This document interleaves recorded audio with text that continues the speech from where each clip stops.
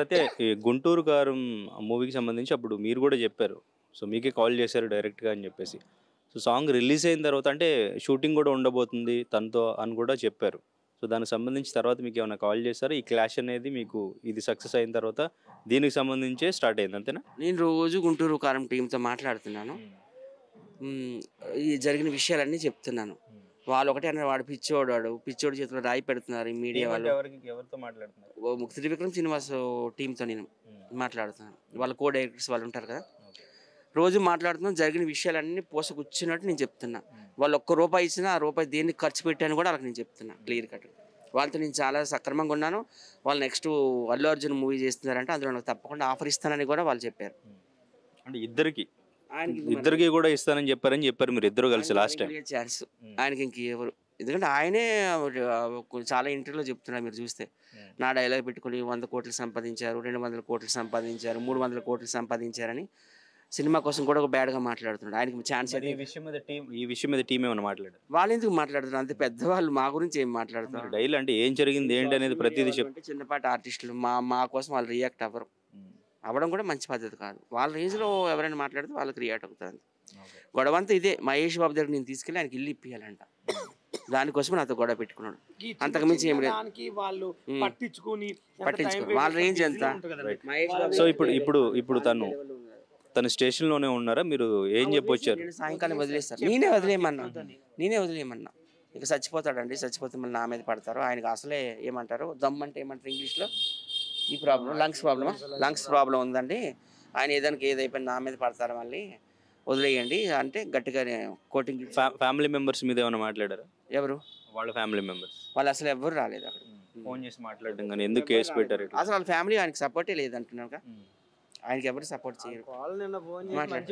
వాళ్ళ కోడలు ఇంతో మాట్లాడిందంట నిన్న. ఏం మాట్లాడారు వాళ్ళ కోడలు? మంచి పని చేశారు. కాలు చేతులు ఎరగొట్టేస్తే తీసుకొచ్చి రూమ్ లో పడేస్తాము. ఈ తలనొప్పి మేము పడలేము. ఏందో యూట్యూబ్ బ్యాన్ చేస్తే ఆయన వినాల్సి వస్తుంది మాకు. సత్యం మంచి పని చేశాడు. ఇప్పుడు ఇంతవరకు చేసి ఇంత పేరు రూ. 10 రూపాయి చేశాడు. మళ్ళీ ఈ రోజు నా మనిషిని ఎందుకు ఇలా అంటున్నాడు అర్థం కావట్లేదు. ఎవరైతే సాయం చేస్తారో ఆయన మీదకి ఇలా చేస్తాడు అని అలా కోళ్ళే అంటుంది. అట్లా సత్యకు ముందు నా రూమ్లో ఉండేవాడు, నేనే చూసేవాడిని. తర్వాత సత్య దగ్గరికి వచ్చాడు. ఒకరోజు ఆయన ఇంట్లో ఉంచుకుని భరించండి. ఎవరైనా, నేను నిజంగా చెప్తున్నా, ₹1,00,000 ఇస్తాను. ఒక్కరోజు పొద్దు నుంచి సాయంత్రం ఆయన భరించండి, ₹1,00,000 నేను ఇస్తాను. ఎందుకంటే నేను ఏంది ఆయన అక్కడ కుంటినారు విలేజ్ తీసుకెళ్ళినప్పుడు నరకం అనుభవించాను. ఖమ్మం తీసుకెళ్ళినప్పుడు ఎలా భరిస్తున్నావు ఆయన, ఈయన ఇలా ఫ్రెండ్ అయ్యాడు, నీకు బుద్ధి ఉందా సత్యం తిట్టి నేను ఈ రూమ్కి రావాలంటే ఈయనతో వద్దు సత్త, ఫ్రెండ్షిప్ వద్దు, వదిలేస్తే నీ వరకు నువ్వు చూసుకో. సత్యం కూడా సీరియస్ అయ్యాను. ఏం సతాయించాడు, పోతే కార్ ఆపండి, నేను సిగరెట్ తాగాలి, ఇప్పుడు అర్జెంట్ నాకు సిగరెట్ కావాలంటాడు. మళ్ళీ ఆపుతాడు, నాకు అర్జెంట్ ఛాయ్ కావాలంటాడు. మళ్ళీ కార్ ఆపిస్తాడు, నాకు అర్జెంట్గా ఇప్పుడు కోటర్ కావాలి. కోటర్ లేదు నేను కార్ అని చెప్పి కార్ డోర్ తీసుకుని రోడ్ మీద పడతాడు. కోటర్ పోసినాకనే మళ్ళీ కార్ ఎక్కుతాడు. ఇదేం సైకో, ఇదేం బుద్ధి తాత నీకంటే, బాలు యూ టైమింగ్స్ మెయింటెనెన్స్, నేను యూ అండర్స్టాండింగ్. నేను ఒకరు చెప్పింది ఇయ్యను. సీతయ్య బ్రహ్మదేవుడు వచ్చి ఏమంటే ఇంగ్లీష్ టాకింగ్ మాట్లాడతాడు. ఐఎమ్ ఏరియా ఆయనది ఏంది ఊరు అది Warangal. This is common Warangal. Your educations SI, your friend, you college, your 10th class, your top number 1, your expect అంట అమ్మా యొక్క ఇంగ్లీషు. నేనైతే చచ్చిపోతే ఏమంటే అదొక్క డైలాగ్ కొడతాడు. ఏమంటారు పాపం రాజకీయ మనసులో తిడుతుంటాడు, అదొక్కటి వాడతాడు. తర్వాత మళ్ళా తాత దండం పెడితే చీకటి వెళ్ళిపోదామంటే, బాలు కార్ ఆపండి, నాకు మళ్ళీ ఇంకో సిగరెట్ కావాలంటాడు. అదేంటి ఎన్నిసార్లు కావాలి సిగరెట్, ఒక డబ్బా తీస్తే డబ్బా మొత్తం తాగుతాడు. తాగినాక మళ్ళీ ఛాయ్ కావాలంటాడు. ఇదేంటాడు. మళ్ళీ టిఫిన్ మేము తినేటప్పుడు తినడు, మేమందరం తిని కారు ఎక్కినాక గంట కొంచెం ముందుకు ఆపండి, ఇప్పుడు నాకు టిఫిన్ పెట్టండి అంటాడు. ఎందుకు తాత మరి ఇప్పుడు తినొచ్చు కదా, నువ్వు టిఫిన్ తర్వాత ఎందుకు తింటావు అంటే, నో, నా టైమింగ్స్ నాకు తెలుసు, నువ్వు చెప్పొద్దు. నా బాడీ నాకు తెలుసు, నాకు ఎప్పుడు వాటర్ తాగాలో నాకు తెలుసు, నువ్వు చెప్పొద్దు. నేను చెప్పిన అంటే నన్ను తీసుకెళ్ళకండి అంటాడు. ఆయన తీసుకెళ్ళింది ఆయన వల్ల రూపాయి వచ్చింది లేదు.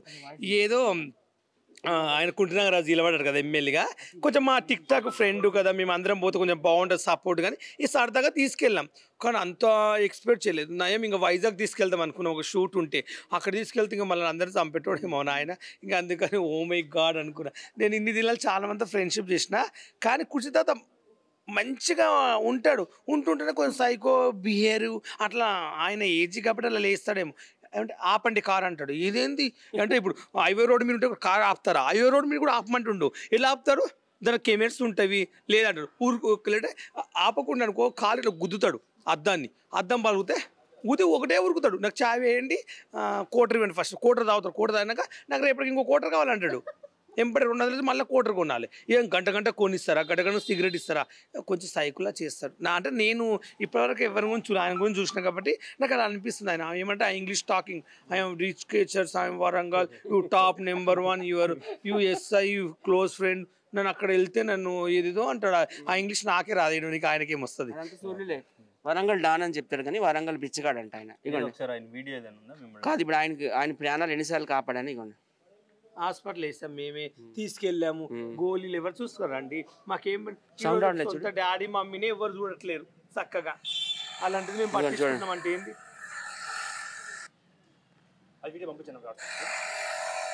ఆయన బాగపోతే మేమే తీసుకెళ్ళాం. ఏ మైక్ పెడితే సౌండ్ మైక్ ఆయన పోలీస్ స్టేట్మెంట్ కూడా వినిపిస్తాయి. ఆయన పోలీస్ ఇది చాలా ఇంపార్టెంట్. దిస్ ఈజ్ కాలా పాష. నాకు నిన్న ఒక కోట తాగిపించి అన్యాయంగా పాపం వైజాగ్ సత్యంతో. సో మరి ఫైనల్గా ఏం చెప్తారు? ఎప్పుడు కూడాను గుర్రం వెనకాతల గాడిద వెనకాతల నిలబడకూడదు. ఏ క్షణానైనా తంతుంది.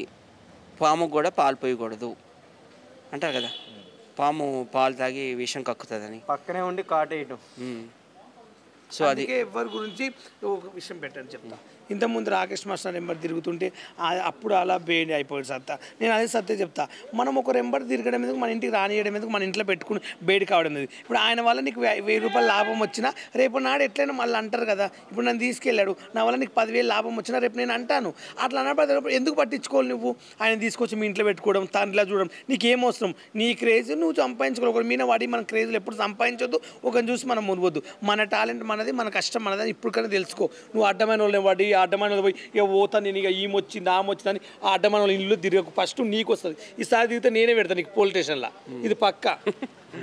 అది బాగా ఏమంటున్నాడంటే అడ్డమైన తిరగొద్దు అంటున్నాడు. అదే అండి, ఫస్ట్లో ఏమో మేము హెల్ప్ఫుల్గా అనుకున్నాం ఫ్యామిలీ మెంబర్ లాగా. కానీ అదే పాముకు పాలు పోసినట్టుగా ఆయన మళ్ళీ ఫుడ్ పెట్టిన వాళ్ళని ఇలా క్లోజ్ ఉన్న వాళ్ళపైనే మళ్ళీ బ్యాడ్గా వీడియోస్ చేస్తున్నాడు.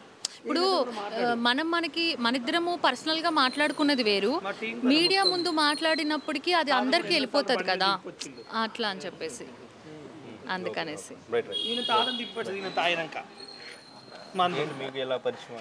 నేను ఉప్పల్వాళ్ళు గ్రూపు సభ్యుని ఒకని. నేను మూవీ ఆర్టిస్ట్, ఎస్కే భాష ఆర్టిస్ట్ అంటున్నాను. అయితే కుర్జీ తాత ఎప్పుడు తాగి అక్కడిక్కడ పడుకుంటుంటారు. నేను రోడ్డు నుంచి వెళ్తున్నా కూడా నాకు ఇంపార్టెంట్ వర్క్ ఉన్నా కూడా నేను చూసి పాపం అరే మన గ్రూపే కదా, మన ఉప్పల్బాల్ గారు వైజాగ్ సత్య దగ్గర ఉంటారు కాబట్టి సర్లే అని చెప్పి తాగి పడుకున్నాడని తీసుకెళ్ళి ఎన్నోసార్లు డ్రాప్ చేశాను. చాలా మంచి వ్యక్తి అనుకొని నేను కూడా చాలా సంతోషపడ్డాను. ఎప్పుడు చూసినా కూడా వైజాగ్ సత్య గారు రూమ్లో దగ్గర ఉండేది, తినేది, అక్కడే పడుకునేది, ఫుడ్ కూడా ప్రతి ఒక్కటి కూడా మంచి చెడు అన్నీ ఆయన గారు చూసుకున్నారు. కానీ ఈరోజు ఆయన తప్పుగా మాట్లాడడం నాకు చాలా బాధ అనిపించి నేను షూటింగ్ ఉన్నా కూడా క్యాన్సిల్ చేసుకుని మరి వచ్చిన. ఈరోజు ఏంటో విషయం తెలుసుకుందాం, మాట్లాడదామని చెప్పేసి వచ్చాను. ఈరోజు నాకు ఒకటే బాధ అనిపిస్తుంది. ఎందుకంటే కడుపు నిండా ఆయన అన్నం పెట్టాడు. అన్నం పెట్టి వాళ్ళు పట్టించుకుని వాళ్ళ రేంజ్ ఎంత. సో ఇప్పుడు తను స్టేషన్లోనే ఉన్నారా? మీరు ఏం చెప్పొచ్చారు? సాయంకాలం వదిలేస్తారు. నేనే వదిలేయమన్నా. ఇక చచ్చిపోతాడండి, చచ్చిపోతే మళ్ళీ నా మీద పడతారు. ఆయనకు అసలే ఏమంటారు, దమ్ అంటే ఏమంటారు ఇంగ్లీష్లో, ఈ ప్రాబ్లం లంగ్స్ ప్రాబ్లం ఉందండి. ఆయన ఏదైపోయినా నా మీద పడతారు, మళ్ళీ వదిలేయండి అంటే గట్టిగా కోటింగ్. ఫ్యామిలీ మెంబర్స్ మీద ఏమైనా మాట్లాడారు? ఎవరు? వాళ్ళ ఫ్యామిలీ మెంబర్స్. వాళ్ళు అసలు ఎవరు రాలేదు అక్కడ. ఫోన్ చేసి మాట్లాడడం కానీ ఎందుకు కేసు పెట్టారు? అసలు వాళ్ళ ఫ్యామిలీ ఆయనకి సపోర్టే లేదంటున్నాను. ఆయనకి ఎవరు సపోర్ట్ చేయరు. వాళ్ళ కోడలు ఇంతో మాట్లాడింది అంట. ఏం మాట్లాడారు? మంచి పని చేశారు, కాలేజీలు ఎరగొట్టేస్తే తీసుకొచ్చి రూమ్లో పడేస్తాము, ఈ తలనొప్పి మేము పడలేము, ఏందో యూట్యూబ్ బ్యాన్ చేస్తే ఆయన వినాల్సి వస్తుంది మాకు. సత్యం మంచి పని చేశాడు. ఇప్పుడు ఇంతవరకు చేసి ఇంత పేరు ₹10 చేశాడు, మళ్ళీ ఈరోజు నా మనిషిని ఎందుకు ఇలా అంటున్నాడు అర్థం కావట్లేదు. ఎవరైతే సాయం చేస్తారో ఆయన మీదకి ఇలా చేస్తాడు అని అలా కోళ్ళే అంటుంది. అట్లా సత్యకు ముందు నా రూమ్లో ఉండేవాడు, నేనే చూసేవాడిని. తర్వాత సత్య దగ్గరికి వచ్చాడు. ఒకరోజు ఆయన ఇంట్లో ఉంచుకుని భరించండి. ఎవరైనా నేను నిజంగా చెప్తున్నా 1,00,000 రూపాయలు ఇస్తాను. ఒక్కరోజు పొద్దు నుంచి సాయంత్రం ఆయన భరించండి, 1,00,000 రూపాయలు నేను ఇస్తాను. ఎందుకంటే ఆయన నేను ఉండాలను ఏంది ఆయన అక్కడ కుంటినారు విలేజ్ తీసుకెళ్ళినప్పుడు నరకం అనుభవించాను. ఖమ్మం తీసుకెళ్ళినప్పుడు ఎలా భరిస్తున్నారు అన్న ఆయన ఈయన ఇలా ఫ్రెండ్ అయ్యాడు, నీకు బుద్ధి ఉందే సత్యం తిట్టి నేను ఈ రూమ్కి రావాలంటే నేను వద్దు సత్త ఫ్రెండ్షిప్ వద్దు వదిలేస్తే నీ వరకు నువ్వు చూసుకో